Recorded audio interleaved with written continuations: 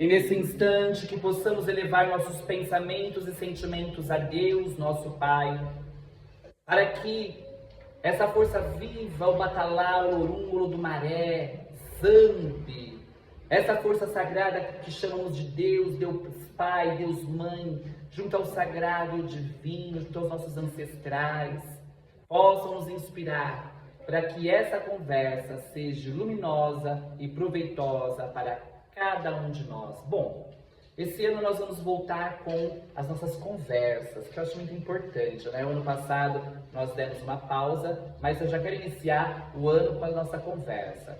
Hoje eu quero falar sobre fé. A gente inicia a primeira gira do ano, né? Nós temos a primeira gira do ano na força de Pai Oxalá. Oxalá é o orixá da fé, é o orixá da congregação, da força viva. Dizem que ele é pai de todos, né? Oxalá, ele está dentro de uma hierarquia, né? Yorubá, ele está lá no topo. Claro que é importante lembrar que a Umbanda, a Banta, ela não tem tanto esse esquema de hierarquia, mas quando a gente reverencia os orixás, nós precisamos lembrar da onde eles vieram, né? Ali da Nigéria e o seu entorno. Mas enfim, Pai Oxalá é força viva da fé. E olha, ultimamente o que mais nós estamos precisando é de fé, porque a coisa não tá fácil para ninguém, né? Entra ano, sai ano e estamos sendo engolidos por este turbilhão de desequilíbrio que tem atingido a humanidade. Olha, eu acredito que nós estamos no tempo onde os desequilíbrios mentais estão a pique. Nunca eu acho que tivemos na humanidade tantos quadros de depressão, de desânimo e desarmonia. E parece que quanto mais a gente se desenvolve, né, tecnologicamente falando, né, quanto mais a gente vai se desenvolvendo ali através da tecnologia, parece que mais nós vamos ficando embrutecidos. A ciência deu uma acelerada gigantesca, mas a nossa vida moral não tem acompanhado.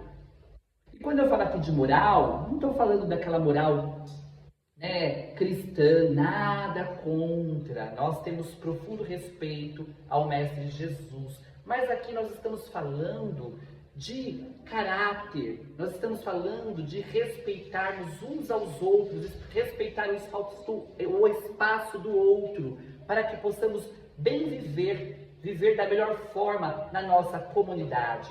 Porque quando nós respeitamos o outro, nós trazemos dentro de nós toda uma força viva, luminosa, que vai fazer com que o nosso dia seja melhor. Ah, mas eu vou ser respeitoso com o outro. E o outro? Será que vai ser respeitoso comigo? Nem sempre.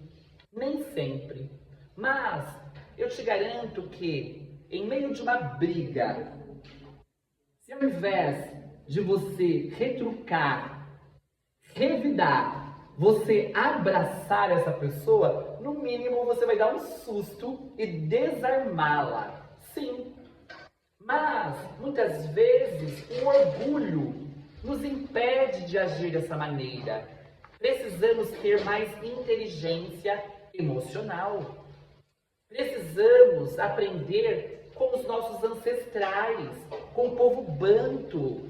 Pensa o quanto que esse povo sofreu diante da diáspora. Claro que eu não gosto muito de ficar falando aqui somente da escravidão, porque a história dos negros, né, dos nossos irmãos negros, é muito maior, né? Arremete a mais de 10 mil anos, né, falando sobre civilização. E os nossos irmãos bantus, eles têm muito a nos ensinar, muito mesmo.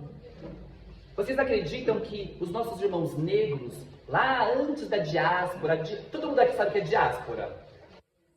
Os jovens aí que estão estudando história não sabem o que é diáspora? Gente, diáspora é quando você retira um povo, né? Quando você retira uma nação de forma compulsória, a escravidão, né? Você tira lá o pessoal, os nossos irmãos negros, os nossos ancestrais negros da África e traz de forma compulsória, né? Pra cá. Mas, antes mesmo dessa diáspora, os nossos irmãos Banto é um povo negro que ficava ali hoje na atual Camarões. E eles são muito interessantes, nós podemos nos inspirar muito neles, porque eles são extremamente gentis.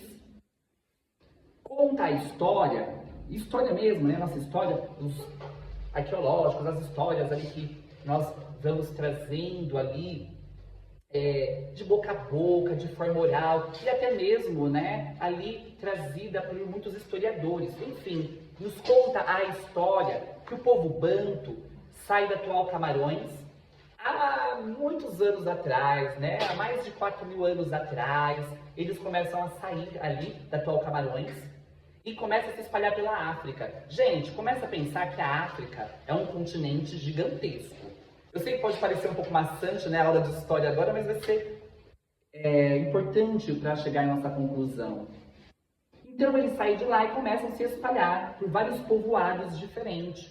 E aí eles encontram outras pessoas, outros povoados com culturas diferentes, com crenças diferentes, com a cosmovisão. Cosmovisão é como um povo, uma população pensa, né? Então, eles encontram esse novo povoado e ao invés de chegar naquele povoado com guerra, com briga e atrito, eles chegam acolhendo, né? Acolhendo a cultura daquele povo, acolhendo, né, a sua cosmovisão, a sua forma cultural, mas sem perder a sua própria essência. Então, ao invés de chegar com briga e com invasão, eles chegam lá, irmão, e aí, nós não falamos nem a mesma língua, mas podemos nos entender de alguma maneira. E a linguagem que o povo Banto trazia era a linguagem realmente do amor, porque para mim isso é amor. Você chegar no outro com respeito, chegar no outro respeitando a sua identidade e não querendo mudá-la, mas também sem mudar a si. Vejam o que eles faziam, eles chegavam, acoplavam a outra cultura, né? Se misturavam, respeitavam e traziam até para si, mas também não perdiam a própria essência. Isso traz paz. E o povo Banto se espalhou ligeiramente não, ao longo dos anos, né, por toda a África e chegaram aqui no Brasil, através da diáspora. E quando chegam aqui, chegam com muito respeito também pelos nossos irmãos índios. Aí é onde nasce a Umbanda. A Umbanda não nasce em 1908 com Zélio Fernandino de Moraes. Não vamos nos iludir. A Umbanda nasce do encontro do negro com o índio, através ali da colonização, da diáspora. E arremete muito mais, porque se a gente traz, né, essa força viva desses ancestrais, podemos dizer que a Umbanda tem mais de 10.000 anos. Mas ela se fortalece diante dessa visão que temos hoje, quando os negros se encontram com os índios, com profundo respeito, enquanto os colonizadores, o europeu, chegava aqui invadindo, destruindo, o negro chegava aqui no Brasil através do navio negreiro, né? Por sorte, porque muitos morriam ao longo do caminho, milhares morriam ao longo do caminho. A gente fala, né, ali de Hitler, a gente fala muito sobre ali como que é o nome, né? O Holocausto. A gente fala muito sobre o Holocausto, mas a gente esquece que uma das maiores exterminações que tivemos na humanidade ocorreu, né, entre África e Brasil, e aqui dentro. Um absurdo, um absurdo. E mesmo assim, os nossos irmãos bantos chegam aqui no Brasil gentis, como sempre. Né? Respeitando a mãe natureza que aqui já existia, respeitando a cultura que aqui já existia, se acoplando e criando forças e raízes.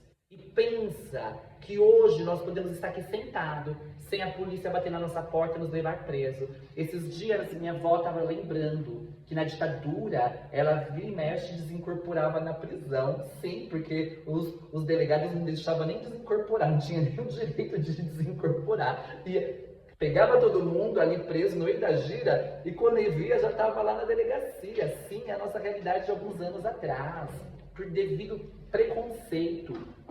Porque nossa religião é negra e indígena.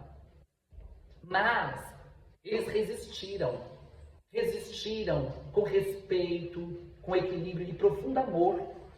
Amor para com a sua própria identidade. Amor para com aquilo que eles acreditavam. E hoje, se nós podemos ter a Umbanda que temos, é graças a eles. Isso é fé. Isso é fé. Agora chegamos onde eu queria. Devido à história que minha avó conta, eu sou descendente de negro escravo, porque meu tata foi negro escravo. Então eu tenho descendência direta, e indígena também. Olha que delícia, tem essa mistura. Por isso que eu já nasci um bandista, né? Então, eu preciso aprender com eles a resistir. Porque eles resistiram ao chicote. Gente, será que os nossos problemas atuais,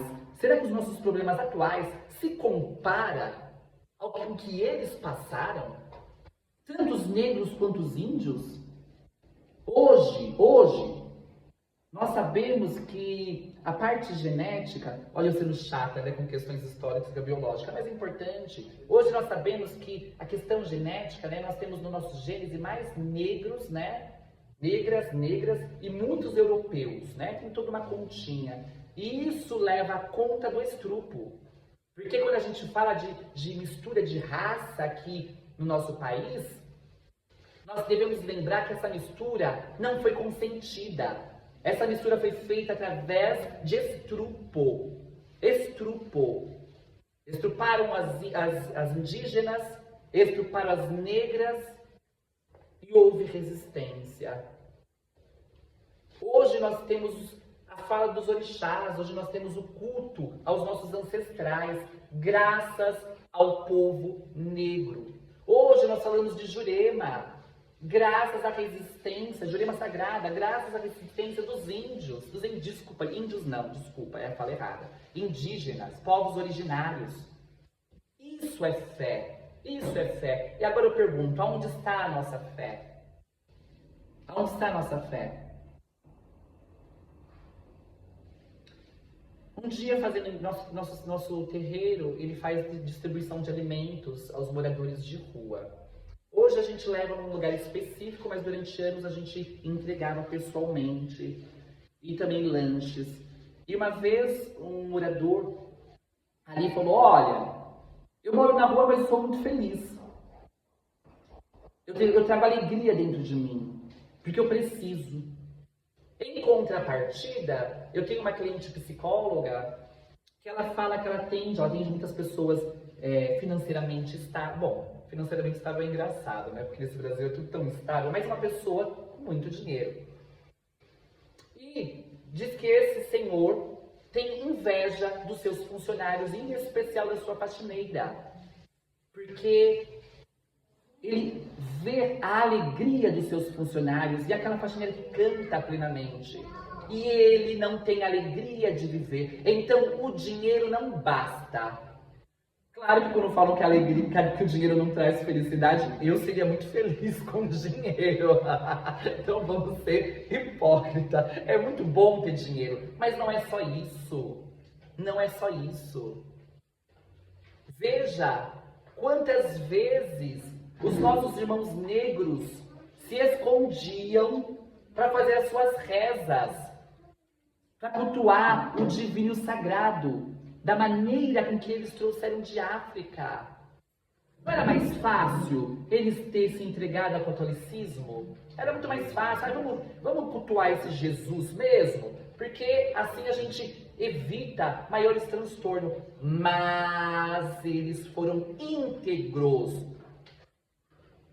com a sua espiritualidade. Ah, mas vão falar, mas teve uns que ali se converteram, vão lembrar de Chica da Silva, né, que tinha aquelas ligações com a Igreja Católica. Gente, infelizmente a colonização acabou impondo tantas e tantas questões que infelizmente algumas pessoas nesse sentido foram deturpadas.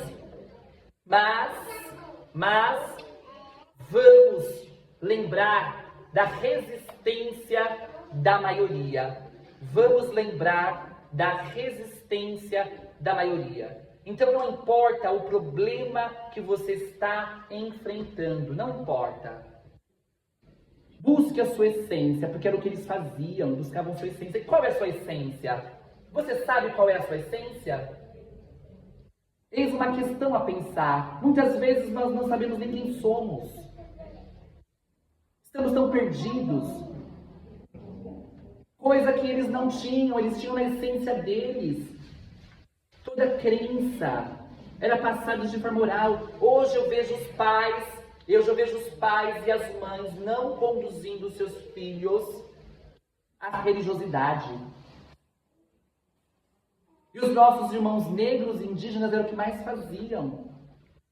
Fazia parte da cosmovisão, era a essência. E isso traz resistência, isso traz fé. Fé. Porque fé tem que ser vivida. E os nossos irmãos que vieram dessa diáspora e que sofreram toda essa colonização, eles têm fé. Pode ter certeza que eles têm fé, e uma fé inabalável. Porque é muito fácil você rezar uma cartilha enquanto está tudo bem. Agora, seja retirado do seu povo, venha numa carga negreira bizarra, passa vendo tanta detalhe. Hoje nós vemos as pessoas passando no psicólogo por ter visto situações complicadas, mas complicadas. Imagine você ver seus irmãos sendo mortos, sendo jogados como bicho na água.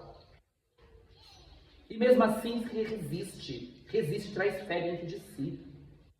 E basta enxergar a nossa história. E nós estamos falando de coisas palpáveis. Se hoje nós temos Umbanda, Candomblé, Quimbanda, se nós temos Ifá, é devido a essa resistência.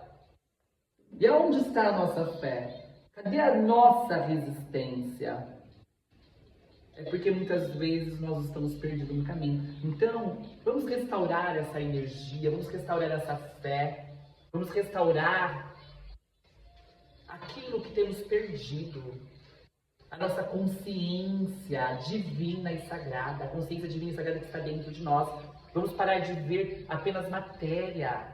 Nós somos espíritos eternos e os nossos guias estão aqui toda semana a nos mostrar isso.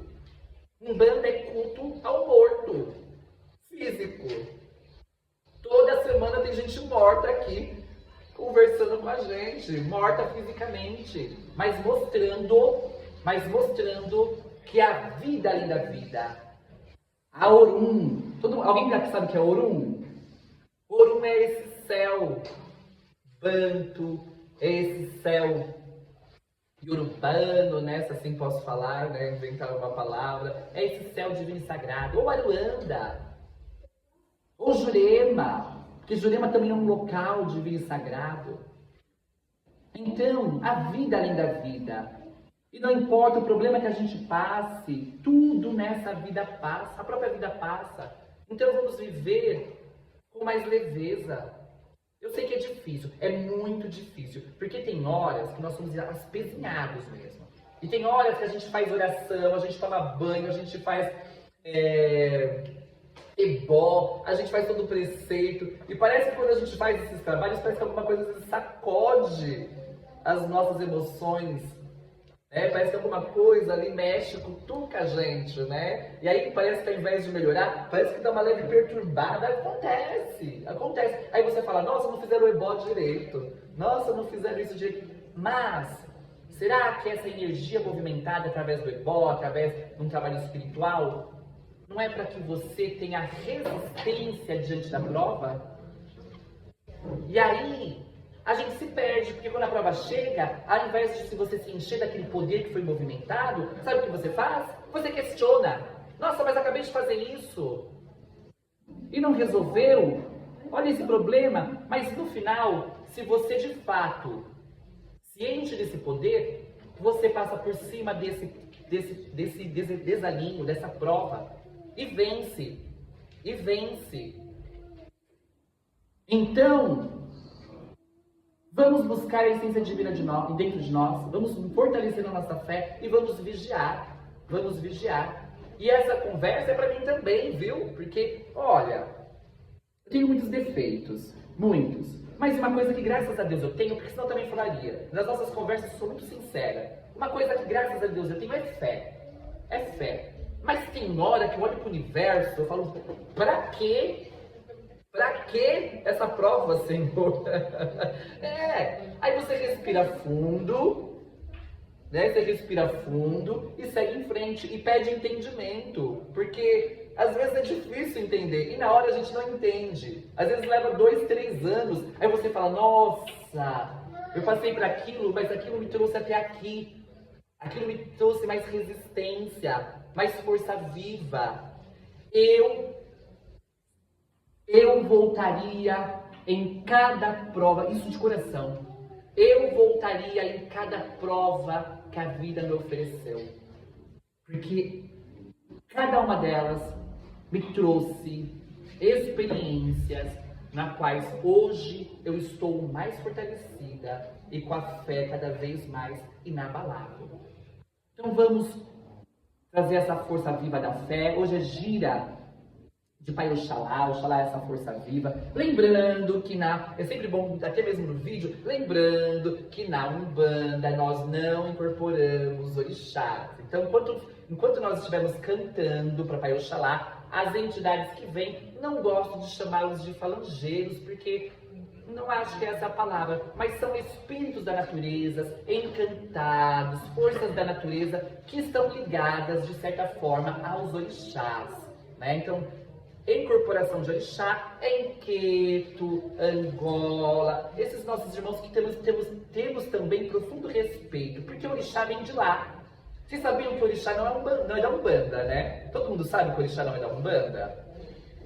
Orixá vem da Nigéria, Umbanda vem da atual Camarões, igual eu contei no início da história. Mas lembra que eu falei que nossos irmãos bantus vão abraçando outras culturas? Com profundo respeito? E aí quando eles chegam ali em Nigéria, ou até mesmo através da diáspora, quando eles têm contato com os orixás, o que eles fazem? Eles acoplam essa energia do orixá e traz para a Umbanda. Então, orixá para nós não é a base do culto. A base do nosso culto é o morto, são os nossos ancestrais, os pretos, os índios, essa é a nossa base. Mas, olha que maravilha, temos os orixás também para nos fortalecer, e que Pai Oxalá possa nos fortalecer essa noite com muito axé, com muita resistência e muita fé. Uma ótima gira a todos.